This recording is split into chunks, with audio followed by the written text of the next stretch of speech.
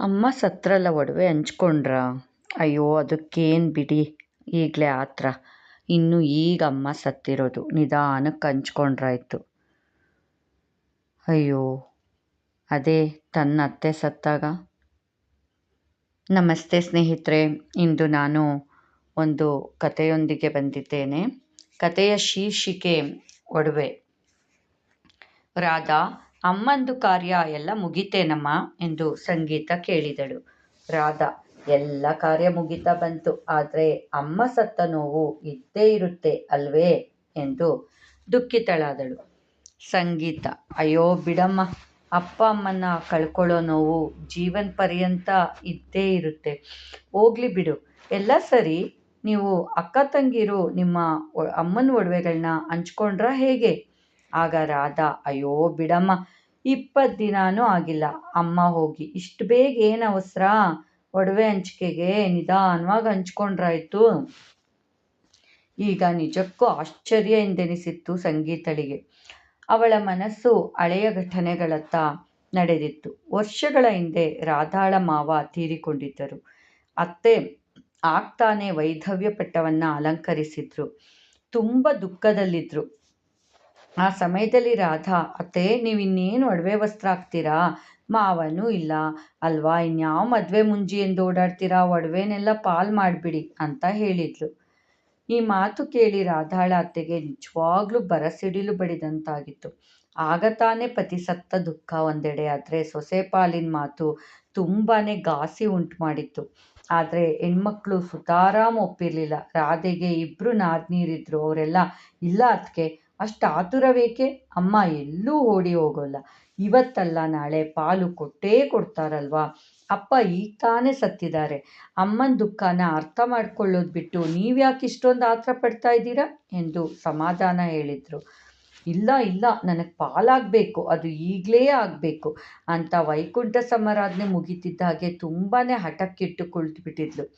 ಯಾರು ಎಷ್ಟೇ ಹೇಳಿದ್ರು ಆಕೆ ಮನಸ್ಸು ಕರಗಲಿಲ್ಲ. ಪತಿರಾಯ ಕೂಡ ಎಷ್ಟೋ ಪ್ರಯತ್ನ ಪಟ್ಟ, ಆದರೆ ರಾಧೆ ಮನಸ್ಸು ಮಾತ್ರ ಕಲ್ಲಾಗ್ಬಿಟ್ಟಿತ್ತು. ಒಂದೇ ಹಠ, ಪಾಲಾಗಲೇಬೇಕು ಒಡವೆ ಅಂತ. ಬೇರೆ ದಾರಿ ಇಲ್ಲದೆ ಒಡವೆಗಳನ್ನ ಪಾಲು ಮಾಡಿದ್ರು. ಆ ಪಾಲ್ನಲ್ಲಿ ಸಹ ಹೆಣ್ಮಕ್ಳಿಗೆ ಸ್ವಲ್ಪ ಜಾಸ್ತಿ ಆಯಿತು, ನನಗೆ ಕಮ್ಮಿ ಆಯಿತು ಎಂದು ಒಂದೇ ಸಮನೆ ಕೂಗಾಡಿದ್ಲು. 2 ಹೆಣ್ಣು ಮಕ್ಕಳು ಮತ್ತು ರಾಧೆಗೆ ಸಮವಾಗಿ ಪಾಲನ್ನು ನೀಡಿದ್ರು ಸಹ ರಾಧೆ ಹೆಣ್ಣು ಮಕ್ಕಳಿಗೇ ಜಾಸ್ತಿ ಆಯಿತು, ನನಗೆ ಇನ್ನೂ ಒಂದು ಸ್ವಲ್ಪ ಬೇಕೇ ಬೇಕು ಅಂತ ಹಠ ಹಿಡಿದ್ಲು. ನಿಜ ಹೇಳಬೇಕಂದ್ರೆ ರಾಧೆಗಿದ್ದಿದ್ದು ಒಬ್ಬನೇ ಒಬ್ಬ ಗಂಡು ಮಗ. ಅದೇ ಆ ನಾದ್ನಿಗೆ ಹೆಣ್ಮಕ್ಳು ಸಹ ಇದ್ರು. ಇದ್ಯಾವುದನ್ನು ಆಕೆ ಪರಿಗಣಿಸಲಿಲ್ಲ. ಯಾರೆಷ್ಟೇ ಪ್ರಯತ್ನ ಪಟ್ಟರು ಸಹ ಒಂದೇ ಹಠ ಅವಳದ್ದು. ಆ ಹೆಣ್ಣು ಮಕ್ಕಳೆಲ್ಲ, ಅಯ್ಯೋ ನೀವೇ ಇಟ್ಕೊಳ್ಳಿ ಅದಕ್ಕೆ ಅಂದ್ಬಿಟ್ಟು ಒಂದು ಜೊತೆ ಬಳೆನ ಅಧಿಕವಾಗಿ ರಾಧೆಗೇನೆ ಕೊಟ್ಬಿಟ್ರು. ನಿಜವಾಗ್ಲೂ ಅವತ್ತು ರಾಧೆ ಅತ್ತೆ ಮನಸ್ಸು ಚೂರು ಚೂರಾಗ್ಬಿಟ್ಟಿತ್ತು. ಮೈಮೇಲೆ ಕೂಡ ಏನನ್ನೂ ಇಟ್ಕೊಳ್ದೆ ಎಲ್ಲವನ್ನು ಕೊಟ್ಟು ನಿರಾಡಂಬರ ಸುಂದರಿ ಆಗ್ಬಿಟ್ಟಿದ್ರು.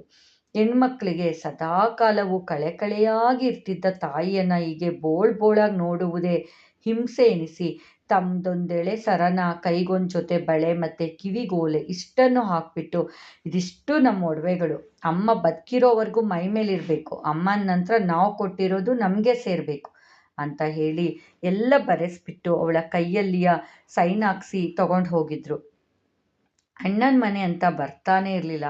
ಈ ಘಟನೆ ನಂತರ ಅಮ್ಮನ ನೋಡ್ಬೇಕಂದ್ರೆ ಬಂದು ಡೈರೆಕ್ಟ್ ಕಾರಲ್ಲಿ ತಮ್ಮ ಮನೆ ಕರ್ಕೊಂಡು ಹೋಗ್ತಿದ್ರು. ತಮ್ಮ ಮನೆಗಳಲ್ಲೇ ತಿಂಗಳ ಕಾಲ ಇರಿಸ್ಕೊಂಡು ಚೆನ್ನಾಗಿ ನೋಡಿಕೊಂಡು ಮತ್ತೆ ವಾಪಸ್ ಕರ್ಕೊಂಬಂದ್ಬಿಡೋರು. ಅಣ್ಣನ ಮನೇಲಿ ಒಂದು ಗ್ಲಾಸ್ ನೀರನ್ನು ಸಹ ಕುಡಿತಿರ್ಲಿಲ್ಲ.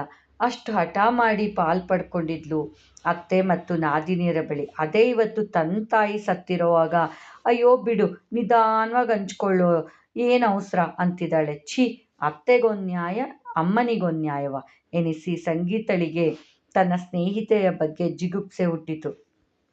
ನೋಡಿದ್ರ ಸ್ನೇಹಿತರೆ, ಕೆಲವರು ಎಷ್ಟು ಸ್ವಾರ್ಥಿಗಳಿರ್ತಾರೆ ಅಲ್ವಾ ಈ ಪ್ರಪಂಚದಲ್ಲಿ.